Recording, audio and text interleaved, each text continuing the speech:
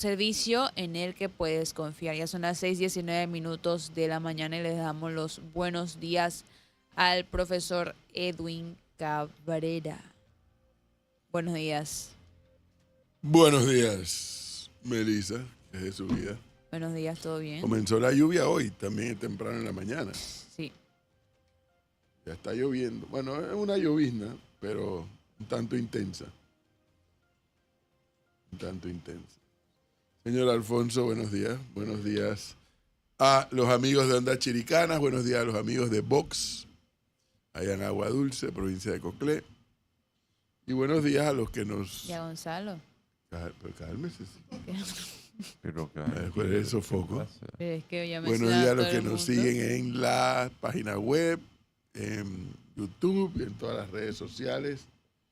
Hoy, 5 de junio de 2025. Señor Gonzalo, buenos días.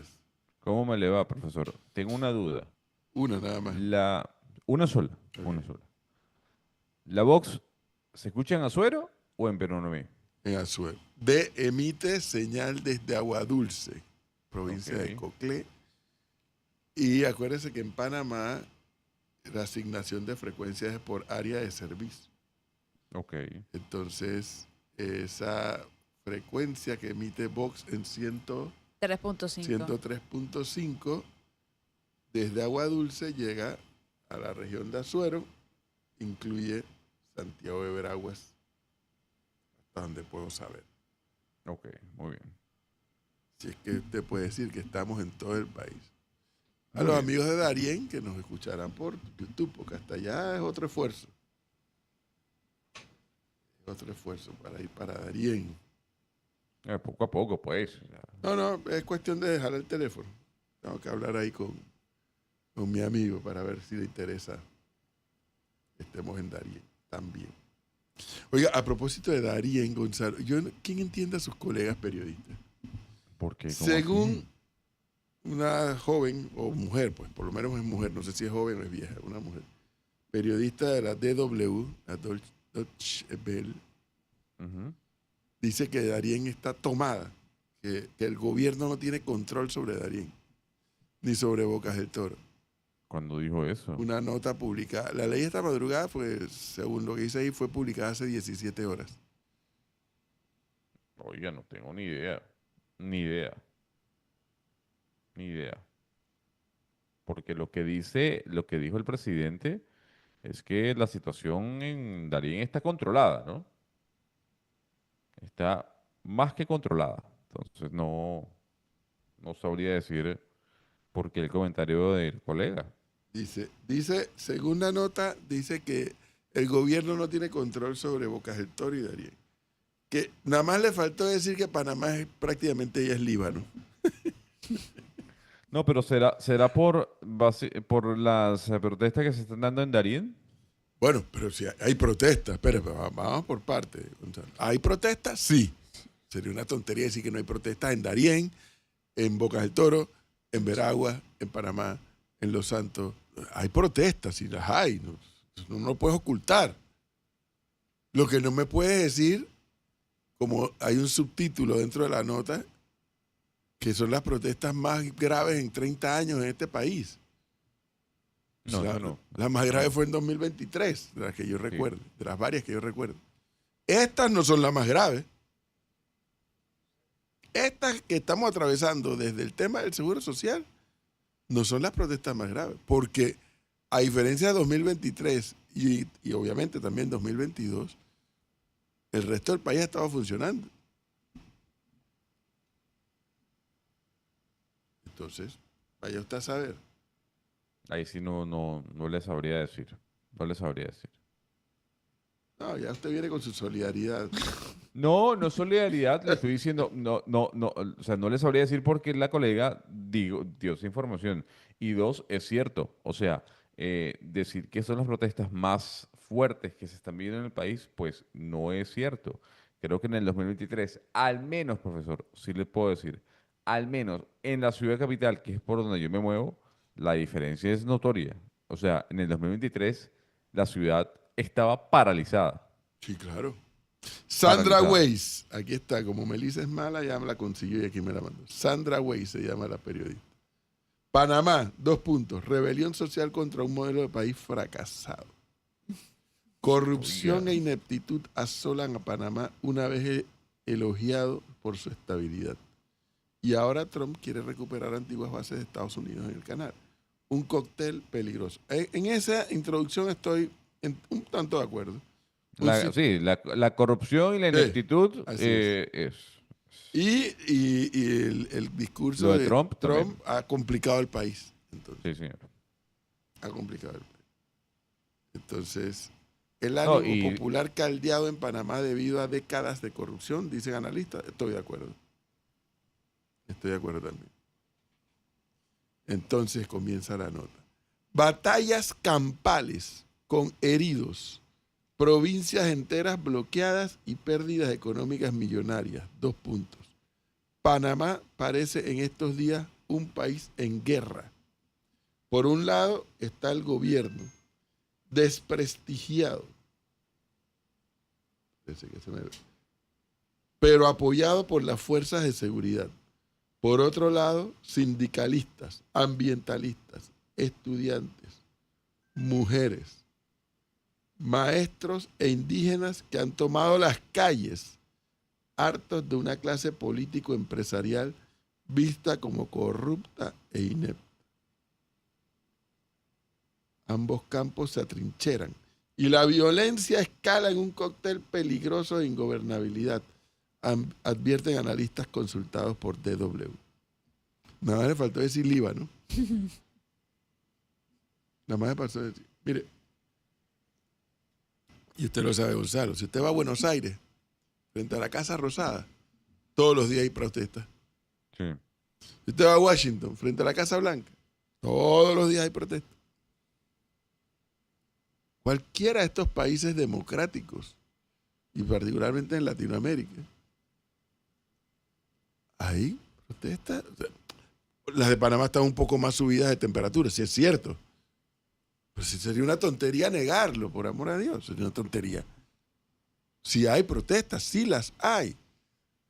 Y protestan contra la 462, contra la mina de Donoso, contra los embalses Río Indio, contra los documentos firmados con Estados Unidos. Sí, esas protestas existen. Pero no me digas que en Panamá está el Líbano. Guerra. Guerra.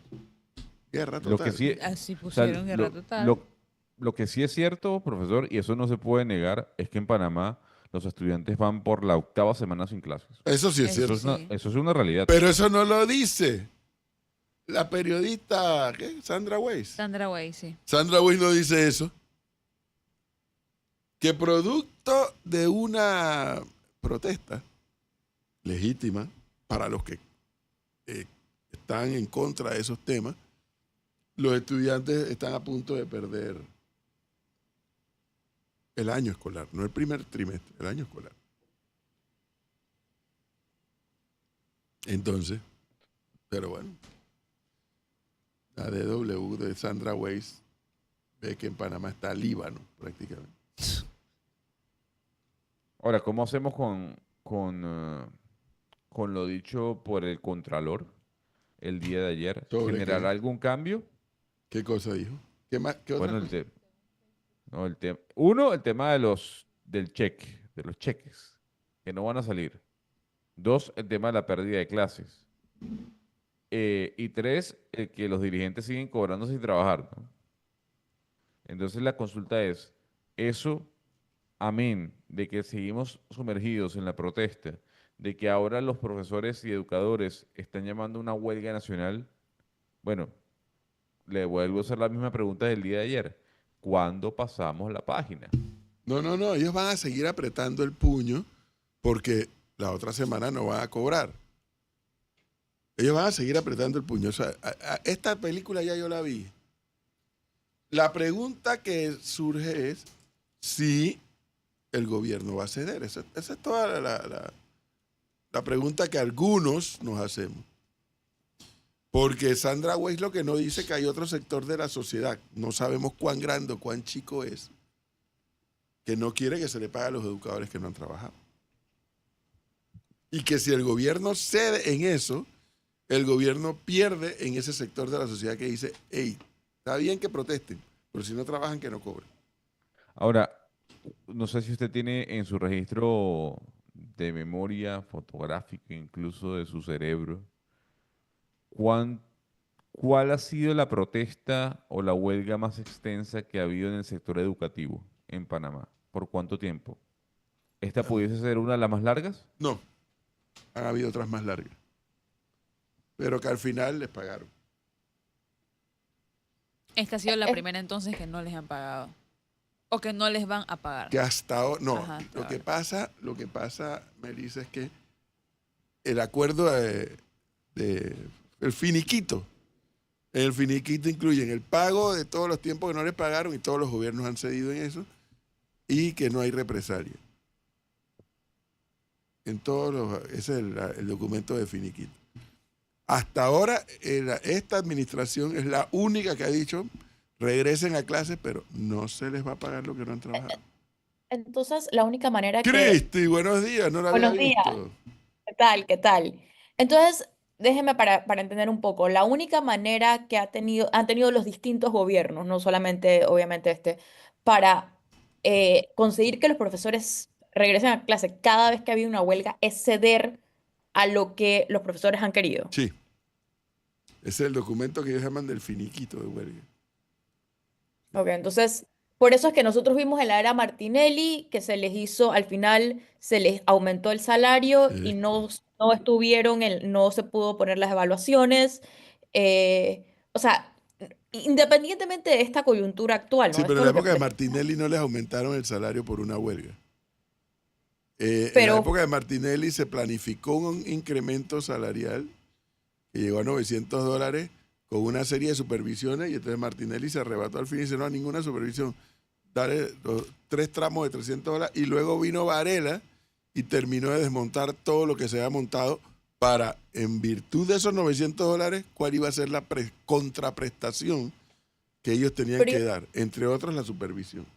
yo tengo una memoria y puedo estar equivocada, que al final del gobierno de Martinelli hubo una especie de huelga que yo me acuerdo que prácticamente habían secuestrado a Lucy, ¿no? Yo tengo una imagen de todos los profesores y Lucy en el medio. Eso fuera no por el aumento de salario, sino por las supervisiones. Sí, es que ellos lo que no querían las supervisiones. Ellos Eso es lo nunca que han le, querido la supervisión, eso nunca. es lo que le da un poder absoluto a los gremios, Por sobre todo supuesto. frente al Estado. Porque en una empresa privada uno puede decir, bueno, al final la empresa privada puede tomar la determinación siempre y cuando no sea legal la huelga de no pagarle a los empleados que no van a trabajar. Porque eso está regulado en el Código de Trabajo, cuando se respeta una huelga, o sea, cuando una huelga es Sí, legal y cuando no. Pero pero frente al Estado, entonces, es un poder exactamente, absoluto. porque la figura de la huelga en el Código de Trabajo funciona para relación privada, trabajador con la empresa privada. En el caso del sector público no rige el Código de Trabajo, rigen las leyes que crean estas instituciones y demás. Señor Icar, buenos días. No lo escucho. Buen día. Ahora sí. Ahora sí. Gracias, Foncho. Buen día a la mesa. Antes de irse la administración Martinelli, salen con ese ajuste. A ellos no madrugaron, profe. A los educadores. A los educadores. No la esperaban. Ellos no esperaban Así ese es. ajuste. Ellos no lo esperaban. Cristi, buen día, ¿cómo estás? No lo esperaba. Entonces, como eso fue así, se quedaron como que... Y entonces hubo una contrafactura. O sea, decía Molinar en ese momento, me acuerdo clarito que era un plan, primero era como una foda que tenían que hacer ellos, y luego también un plan de autogestión de mejoras de los centros educativos. Ni fu ni fa. Y vino la administración Varela y le adelanta, porque eran 3 tramos, Sí. 300, 300 y 300. O sea, $900 de ajuste. Y desmonta la supervisión. Ahora- Y Cortizo también la adelantó. Exactamente. No, y también durante esa administración me acuerdo que estuvo en línea, casualmente en línea, el tema de la selección, profe, ¿cómo se llama esto? La figura de la selección de Sí. de la figura tripartita. Que ahora este gobierno la volvió a la quitar. vuelve nuevamente. Vaya a concurso y meta en la computadora y ahí se encarga. Y usted todo. sigue el concurso en línea, con puntaje y todo, y que el sistema entonces te dice quién sí, quién no, y no que el diputado te diga, dame acá, que eso lo voy a nombrar yo. Pero aquí es donde entonces viene dos cosas que a mí siempre me han llamado la atención y es, yo estoy de acuerdo, yo creo que a los profesores del sector público se les debe pagar bien, porque tienen una de las misiones más importantes que, que cumplen en la sociedad. O sea que yo no reclamo que a los profesores se les pague bien, ¿no? Pero sin embargo, entonces aquí viene, cuando vemos esto, entonces aquí viene una duda y es, no es solamente por esto, pero tiene algo que ver y es, a pesar de que se han hecho grandes aumentos en el último tiempo al sector magisterial, no hemos visto que esto se refleje en una mejor calidad de educación. Y no es solamente por los profesores, pero a mí sí es algo que a mí siempre me ha llamado la atención y como no podemos medirlos y no podemos evaluarlo, no sabemos, es nosotros tenemos actualmente a los mejores profesores enseñándole a nuestros muchachos. Y mientras no lo pongamos a evaluar, mientras no se puedan evaluar, nunca lo vamos a saber, porque yo soy de las personas de lo que no se mide, no se sabe. Por eso es que yo sí estoy de acuerdo, que creo que la ministra actual no, con que se hagan las pruebas PISA. Pero lo que no se mide, no se sabe. Entonces, es una situación, en mi opinión, un poco cómoda y creo que esto refleja, es el poder que tienen de poder irse a huelga sin que realmente tenga ninguna repercusión, que nosotros no podemos medir, es la calidad del profesor que está en la aula Sí, de clase. pero Usted puede decir eso y le van a salir y le van a caer encima a aquellos que dicen el Meduca tiene una responsabilidad. Por supuesto, no, no, Así no, que no le caiga encima solo a los profesores. no, no, no, no, no. Aquí viene un punto importante. Yo acabo, lo dije al principio. Por supuesto que el Meduca tiene una gran responsabilidad, pero parte del problema, incluyendo la responsabilidad del Meduca, y a mí una de las cifras que más escandalosa me parece con el tema del Meduca es, creo que para el 2017, no he vuelto a ver esta cifra desde el 2017, creo que el 70% del presupuesto del Meduca se iba en gastos operativos y no en inversión. Obviamente eso tiene una cuota de responsabilidad. El Meduca tiene una de las planillas más grandes de un ministerio, creo que más grande que el Ministerio de Educación de Colombia. Eso es esa burocracia estatal que hay en el Meduca, ¿no? Obviamente además tiene un impacto en la calidad de la educación. Además, si no podemos hacer reformas del pensum educativo, que yo no he visto que realmente haya un intento en los últimos gobiernos de hacerlo, tiene un impacto Sí, en la calidad de la educación. Pero ¿cómo lo Eso vas a no lo hacer si el discuto. principal obstáculo son los sí, una de las dirigentes? principales patas de esa mesa son los dirigentes. Eh, Mira, es que siempre, siempre, siempre, eso que acaba de decir Gonzalo va a ser siempre lo más fácil. La cuota de responsabilidad del Meduca, que en efecto la tiene. Pero no puedes perder de Bien. vista en el análisis la altísima cuota de responsabilidad de la dirigencia magisterial, sí, siendo el principal Obstáculo. en producir los cambios que se requieren para que los jóvenes panameños puedan salir a competir en el mercado laboral panameño y extranjero. sí. Pero es que Estoy de con ese acuerdo. nivel de poder, porque lo que Bueno, vamos a pero ver, ahí está el ese punto. nivel ¿Quién de se lo ha dado? poder, ¿Quién se lo ha dado? bueno, los El gobiernos, propio yo lo digo Meduca. aquí, Los los gobiernos gobiernos, no, los sucesivos, no, el gobiernos, Meduca es eso es etéreo. Los gobiernos sucesivos, que así como empoderaron a Suntra, empoderaron a los gremios de los educadores a punta de torcedera de brazos. Bueno, pero ahora es se que encontraron con un gobierno que le dijo, ¿sabe qué? Hasta aquí llegó esta historia. a Y mí, eso es lo a que mí es. siempre, Pero también entonces hay que decir, profesor, y ojo, sin ser vocero de los educadores, que el gobierno también debería ser duro con el Meduca y con su funcionamiento. Pero O sea, por supuesto, qué dura decir, ¿con qué me educa? ¿Qué estás hablando, Gonzalo? ¿Qué te a ver, sucede? Si a ver, yo, tú no produces un cambio en el sistema educativo sin los educadores. claro, no, pero entonces, pero pero la aquí, pregunta es, y ya le doy la palabra a Cristi. ¿El Meduca ha propuesto en esta administración No un hay cambio de pensum? no hay paredes que resistan un estudio más del sistema panameño.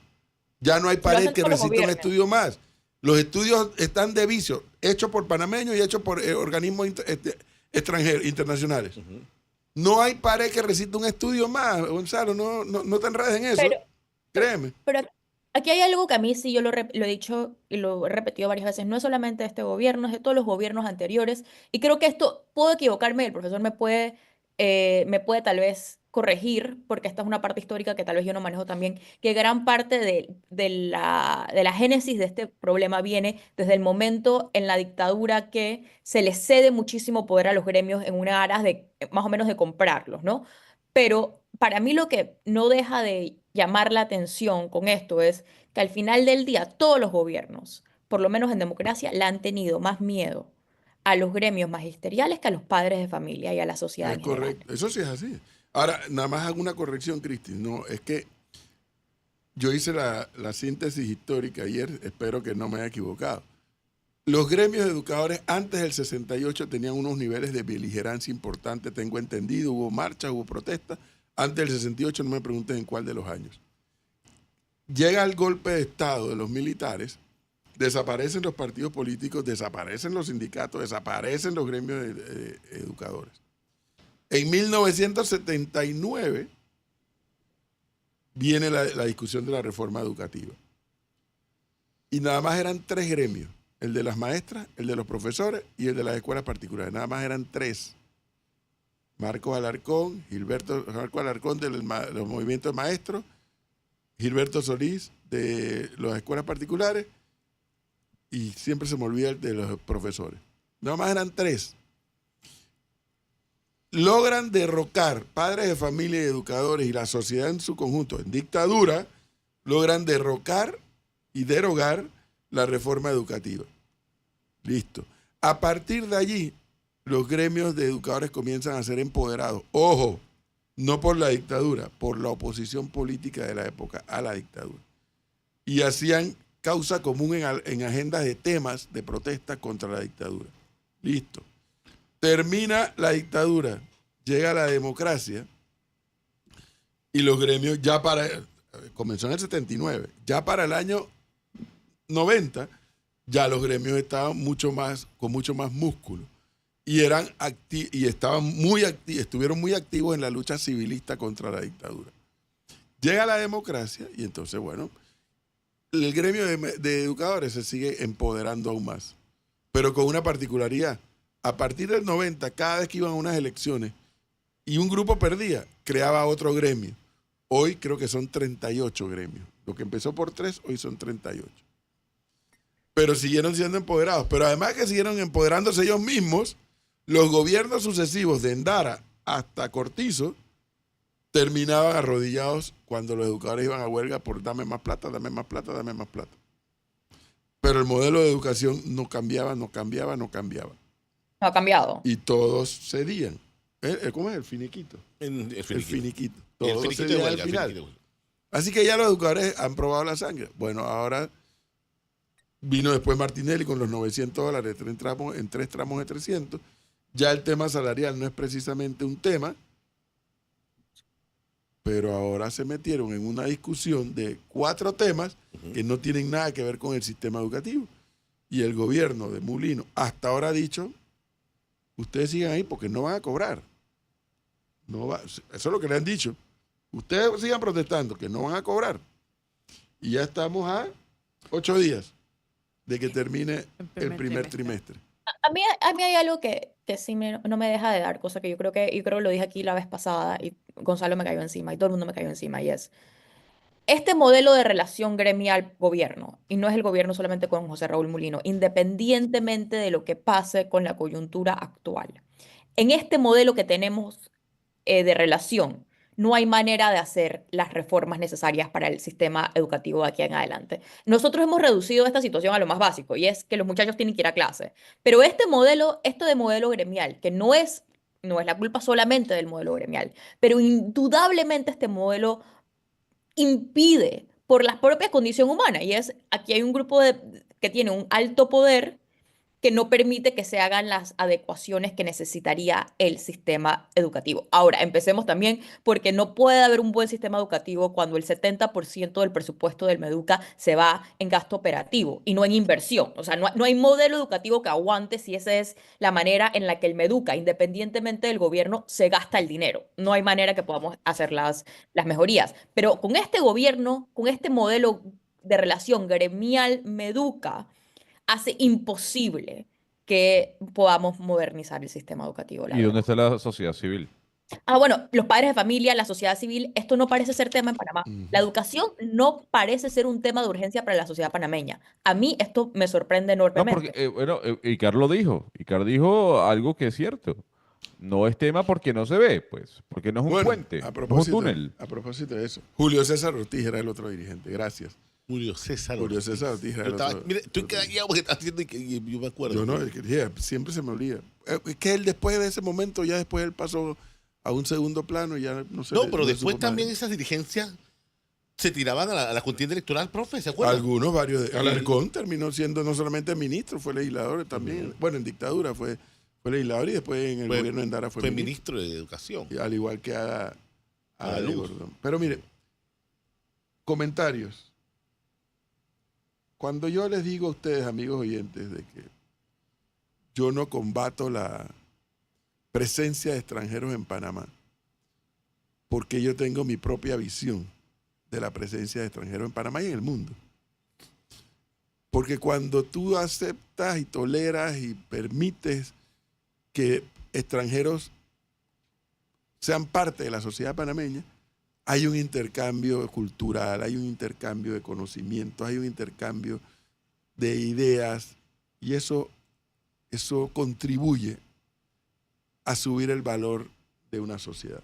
Esa es mi opinión. Otros no les gusta ver extranjeros en Panamá, bueno, ese es el problema de ellos. Yo sí creo en eso. Ayer tuve una conversación muy interesante con una persona que no es panameña y me hizo un comentario que me hizo clic. Dice, el problema es que ustedes los panameños, siendo un país tan pequeño geográficamente, no entienden o no reconocen ustedes mismos los varios países que hay. Y este comentario me lo hacía la persona a propósito de la situación en Bocas del Toro con la empresa bananera. Dice, mira, yo me he dado cuenta que así como cuando vino la discusión de la ampliación del canal, para la gente del interior, cruzando el puente de las Américas, decían, el canal, a mí el canal no me toca nada, yo no tengo nada que ver con eso. No tengo nada que ver con eso.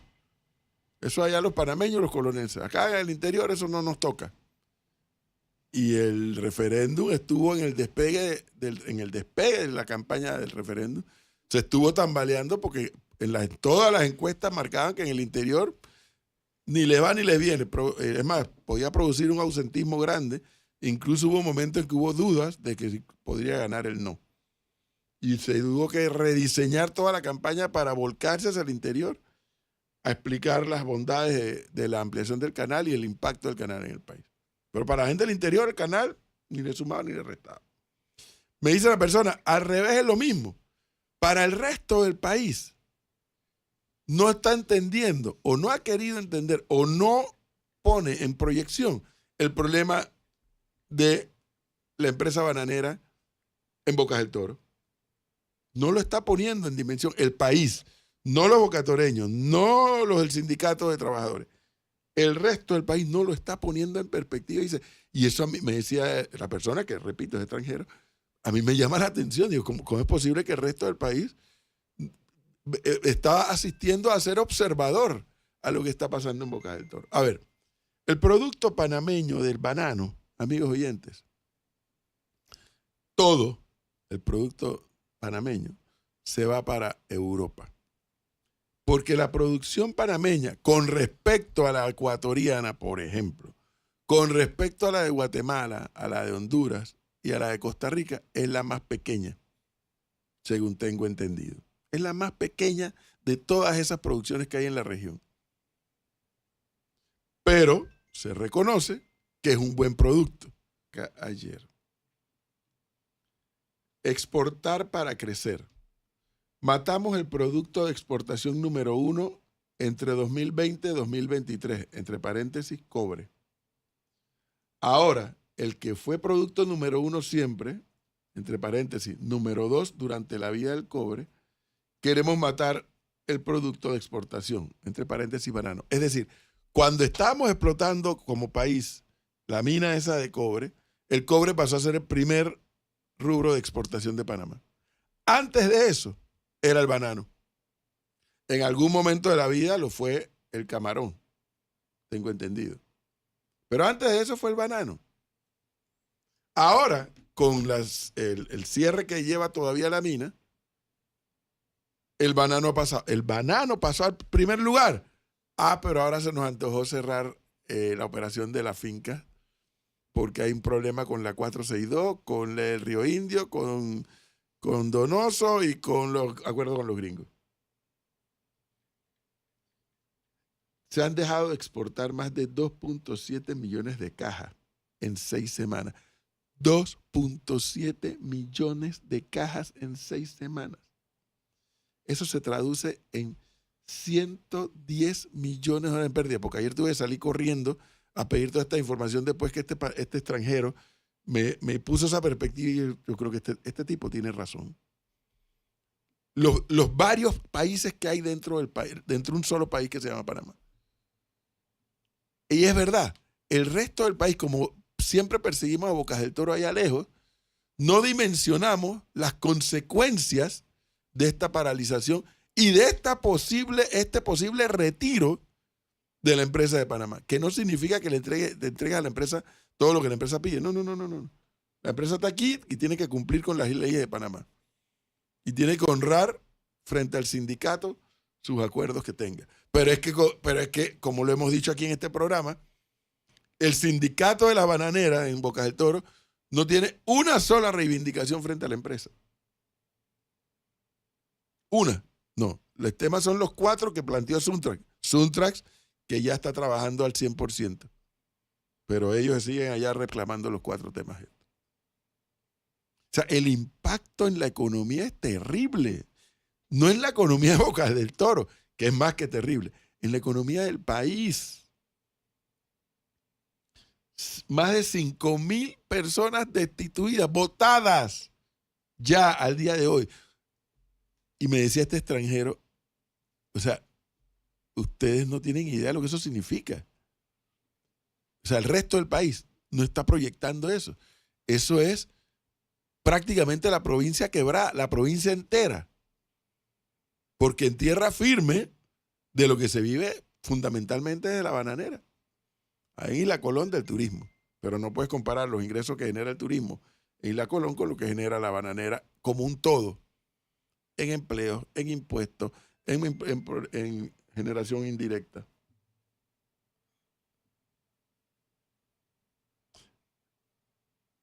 Yo creo que cuando esta crisis termine, que no sé cómo va a terminar, tenemos que hacer un ejercicio en programas como este de ayudar a que el resto de la población dimensione y llegue a su propia conclusión. Cuidado, no es que nosotros vamos aquí a decirle cómo deben pensar, no, bro, pero que dimensione los temas, que pongan en su justa dimensión los temas, que el país es un todo.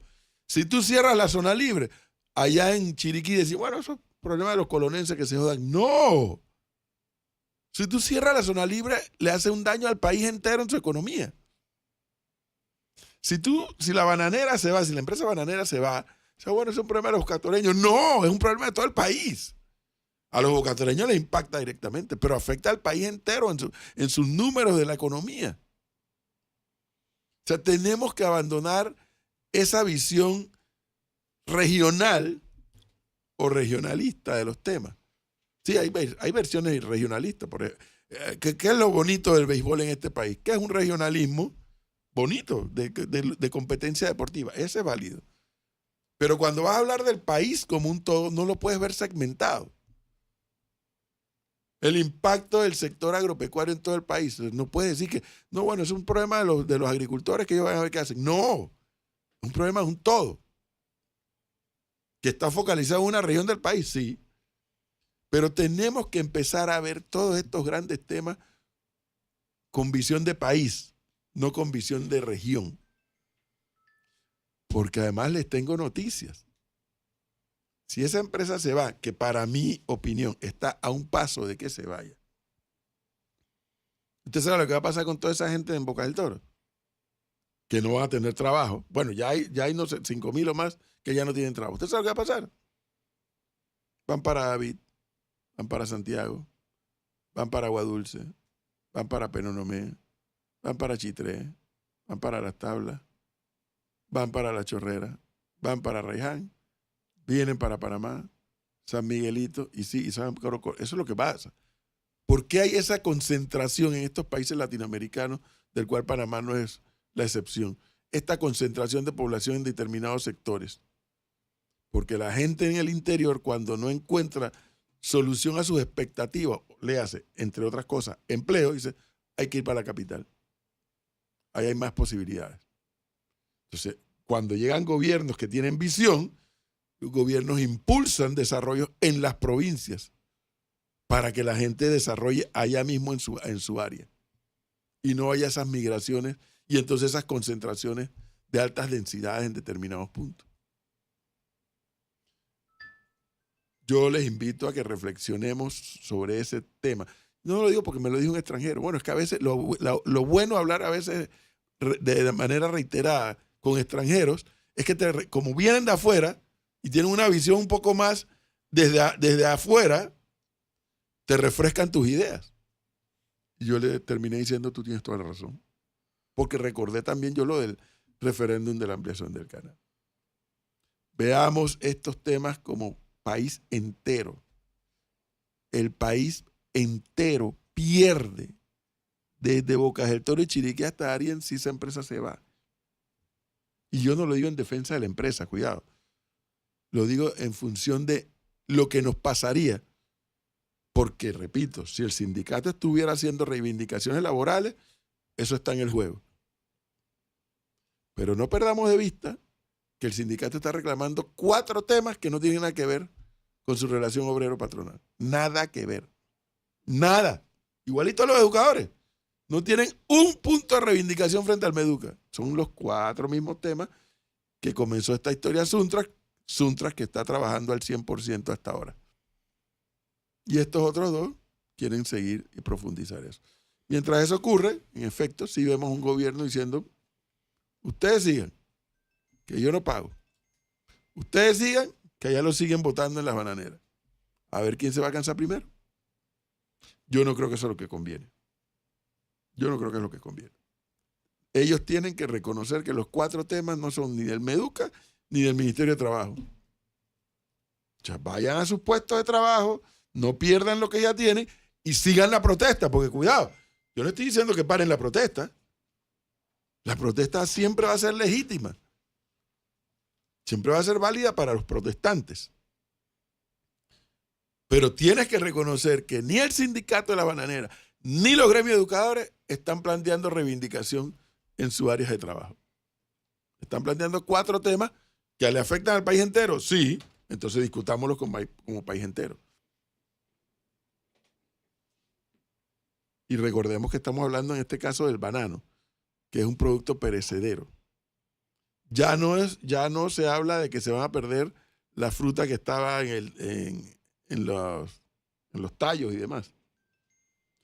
Ahora, el siguiente paso, y eso lo saben los del sindicato, el siguiente caso es que se va a perder la tierra. No es que la tierra va a desaparecer, sino esto lleva un proceso del cultivo, de la preparación de la tierra, de los abonos, de etcétera, para luego plantar, para que luego crezca, para que luego cuando la cosechas, cuando la empacas, cuando la embarcas, es todo un proceso que comienza desde la tierra. Como llevan 6 semanas paralizados, se va a perder también la tierra. Y la inversión de la empresa, si es que no se va a ser millonaria.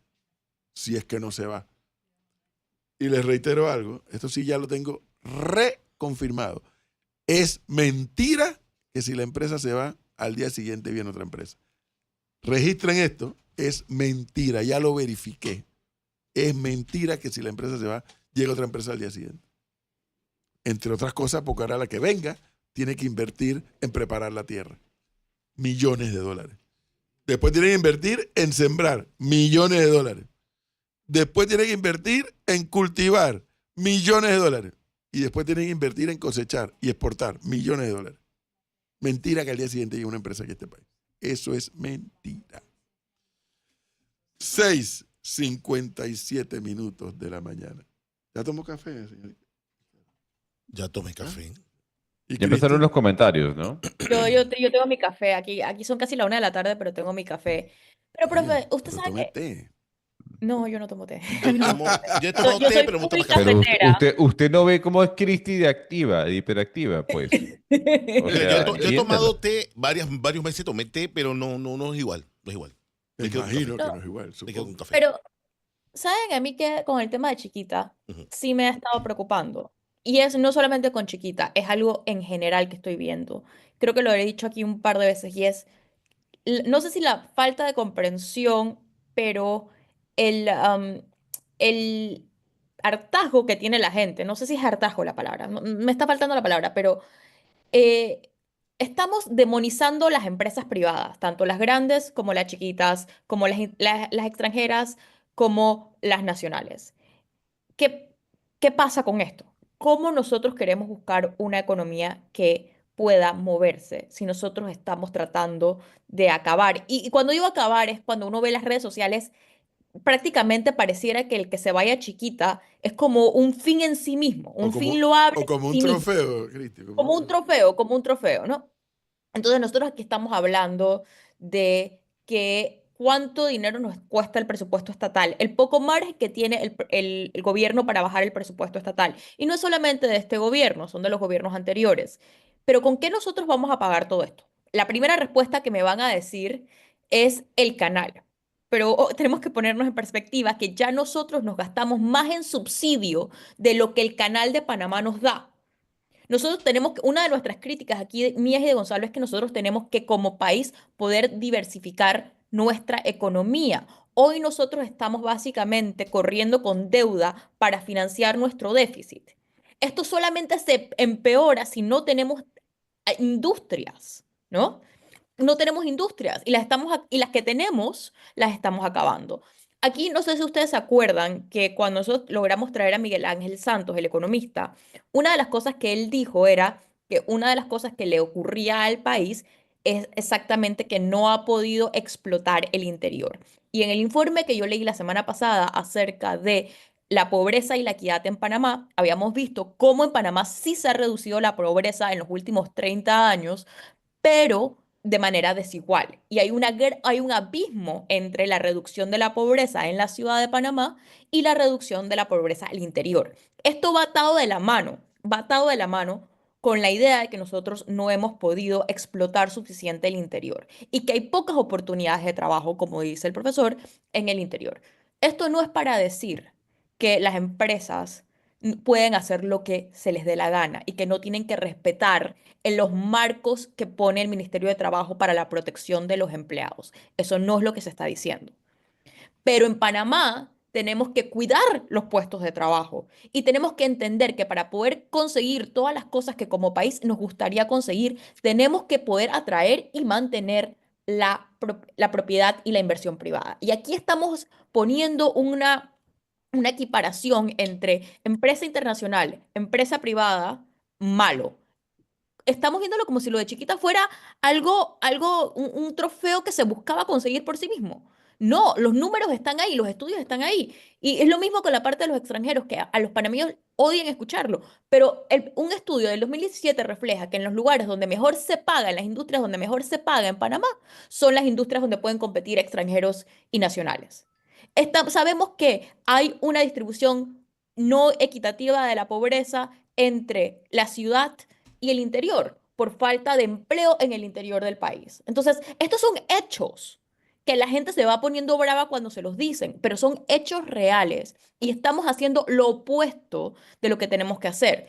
Panamá, a la gente, yo tengo mis propias ideas con el tema de la mina, pero sabemos que gran parte de lo que fue la recuperación económica después de la pandemia, donde Panamá fue uno de los países que más sufrió porque tuvo uno de los cierres más largos, lo que logró el mayor aumento de la actividad económica fue efectivamente el cobre. Eso es más allá de lo que uno piensa de la minería o no. Yo tengo mi propia opinión con el tema de la minería, pero eso es una realidad. Y nos estamos enfocando y cada crisis que vemos, cada vez menos podemos poder entablar discusiones con hechos, sino con sentimientos. Es lo mismo, otro ejemplo de cómo no estamos pudiendo debatir bajo hechos. El tema de la caja del Seguro Social. Aquí ahora quieren decir que esto es un dictador que se impuso una ley que se debatió por 6 meses. Podemos estar en desacuerdo o no de la ley, pero tenemos que poder enfrentar los hechos. La pérdida de Chiquita, si se va a tener un impacto a nivel nacional, en un momento que ya habíamos visto que la recuperación económica después de la pandemia se iba como nos dijeron, esto lo dijo el FMI, nos lo han dicho todas las calificadoras de rating. Es decir, con el tema de la mina, sin la mina funcionar, se iba a desacelerar el crecimiento económico del país que venía creciendo por lo mucho que había caído después de la pandemia. Entonces, si vamos a tomar este nivel de decisiones tan drásticas para el país, entonces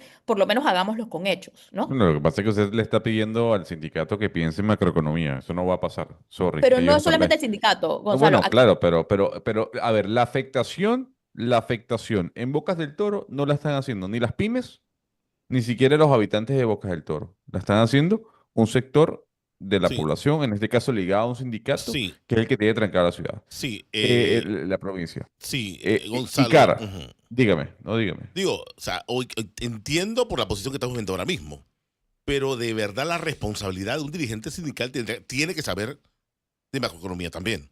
Bueno, La está bien, lógica pero, en un país perfecto. bueno, pero, Además, esto no es pero solamente por, esto no es macroeconomía, esto es prácticamente microeconomía. Sí, Y no bueno, es bueno, pero, solamente los sindicatos. No estamos viendo esto solamente en los sindicatos, lo estamos viendo en toda la sociedad panameña. pero No aquí, podemos bueno, echarle solo la culpa a los le voy a sindicatos. decir lo siguiente. Pues eso que está diciendo usted, al parecer a la gente no le importa, Cristi. O sea, lo hemos debatido 764 veces. La tengo contada, Cristi. 764 veces. El mismo tema de las calificadoras. No lo van a entender. ¿Por qué? Porque es un tema técnico que al final repercute. La misma pregunta que el profesor hace cuando viene un economista. ¿Cómo nos afecta eso? A la gente no le interesa. Le interesa más el cotidianismo, que es verdad por los problemas que tiene. Pero al profesor le encanta la vaina. Le encanta la vaina. Le encanta que la gente empiece a escribir, a chatear y a reclamar. Le mandan este mensaje, profesor. El efecto de que se vaya Chiquita es aumento de delincuencia, migración, narcotráfico. Adicional, lo que pasa hoy con la empresa es el resultado de las protestas del año 2022, 2023 y las de este año. El gobierno, como timón del país, tiene la responsabilidad de procurar que la empresa no se vaya. Si debe ceder en algo, por ejemplo, en mandar la ley 462 a la Asamblea, debe hacerlo. ¿Usted qué Pero dice? yo aquí no, yo aquí tengo que decirle algo al señor Denis Jiménez. Denis Jiménez, los informes que acabo de citar son el Banco Mundial, el FMI, las calificadoras y la Universidad de Harvard. Yo he discutido con la profesora Gordón de cifras y cada cifra que yo le tiro no la puede responder. Y lo hemos tenido aquí varias veces. Ella tiene cifras que salen nada más de la Universidad Nacional, pero yo le tiro de 4 fuentes distintas y no las pueden responder. No No se las... ese preocupe. Gonzalo, ese Su, su- Gonzalo, su- su- su amigo Denis no vino ayer porque vio la ruptura de Vamos y no vino. Usted sabe que él es ese, el O sea, vocero de pero ellos. es decir, las cifras que estamos discutiendo y cada vez que me citan a la profesora Gordón, yo aquí le he preguntado cifras de 4 organizaciones distintas internacionales que han venido a hacer estudios en Panamá y ella no puede responderlo ni me puede decir más o menos cómo salen sus cifras. Bueno. sí, pero, espera. Ent- Entonces, y claro, le sumo un datico más. Sí, El sí, porque oyente me luego, me está sí, escribiendo y yo quiero que usted le responda. Y el oyente me sigue escribiendo, con todo ajá, el aprecio que le tengo al mismo. ajá, Dice, el estadista ujú, es el que debe buscar el bien del país. ujú, Tiene que ser el gobierno. El gobierno debe tener la inteligencia emocional para decidir qué decisiones tomar y cuándo. ujú, No he dicho nada de Suntrax. ujú, Dije primero Mina y ahora Chiquita. ujú, La macroeconomía, eso es un tema de gobierno. ujú. El estadista, usted lo acaba de decir, no el mente cortoplacista, para que esté clarinete. Retomando, profe, Gonzalo es un maleante. ¿Qué hizo ahora? Porque Yo. Gonzalo, cuando quiere pegar con mano ajena, ahí sí valen los comentarios de aquí, de Lenny Jiménez y su combo, también para pegar a la pobre Cristi y la Cristi que cae. Cristi. Ay, no, pero a mí me encanta, Bueno, usted es ¿sabes por qué? masoquista. Porque yo tengo aquí abierto el último informe de Fish y el último informe del FMI y un informe de Harvard. Entonces, cuando me tiran estos argumentos que son tan fáciles de refutar, porque tengo la data al frente, me encanta hacerlo, me hacen el día, no saben lo que no saben, o sea, la oportunidad de poder romper la desinformación con datos al frente, me hace el día. A mí, Denis Jiménez, la mitad del tiempo me hace el día. Bueno, ahí está Denis ya. Toma. Punto. Créame que no le hace, o sea, no saca de sus cabales a Cristi y Denis, así que le hace el Fíjese, día. antes de presentarle a nuestro invitado que ya está aquí, les comparto lo que me manda un oyente, que no lo tengo aquí registrado. Dice, profesor, buen día. Algas panameñas. Yo no sabía que existía esa empresa. No, yo no tengo por qué saber. Algas. No tengo por qué saber todas las empresas que existen. Algas panameñas.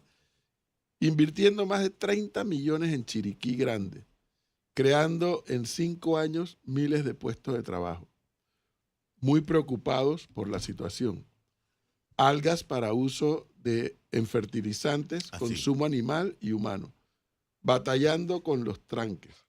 Tenemos fe en que saldremos adelante. Sin embargo, los inversionistas, entre paréntesis, todos de Estados Unidos, muy preocupados. Seguimos trabajando, invirtiendo, pero con ojos abiertos. O sea, es que ese es el punto. Entendamos que no podemos analizar esta crisis de forma aislada. Yo reitero, si yo fuera miembro del Ejecutivo, mi obsesión, más allá de si resuelvo esta crisis o no, mi obsesión sería qué hay que hacer para generar más empleo en este país. Porque un país tan pequeño, con una tasa de desempleo alto, que creo que ya llegó al 10%, es un problema. Es un problema social muy fuerte. La gente necesita... ¿Por qué Martinelli, con todos los escándalos, sigue marcando de primero en las encuestas? Porque la gente Porque añora esos días. en esa época hubo casi full empleo en Panamá. Claro. Pero O robó, sea, pero aquí hizo, en ese profe, punto. Pero robó, pero hizo. Claro, y yo no justifico, pero entiendo a los que llegan a esa misma conclusión. No lo justifico, pero lo entiendo. Entonces, el órgano ejecutivo, sí, tiene que ver cómo va paliando esta situación para que se vaya resolviendo total o parcialmente. Pero al mismo tiempo, el órgano ejecutivo tendría que estar, la mitad de ese órgano ejecutivo decir, hey, ¿qué hay que hacer para traer inversiones? Ayer tuve una conversación lo más interesante. Siguen los empresarios chilenos obsesionados con el tema de poner un hub de reexportación en Panamá. Están obsesionados. Ayer tuve una conversación con Chile de lo más interesante, porque estoy preparando irme para allá a hablar de eso.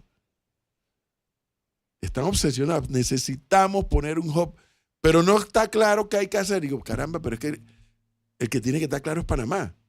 Empresario chileno, vea, Panamá les ofrece esto, instálense una vez por todas. Esa tiene que ser la obsesión, generar empleos.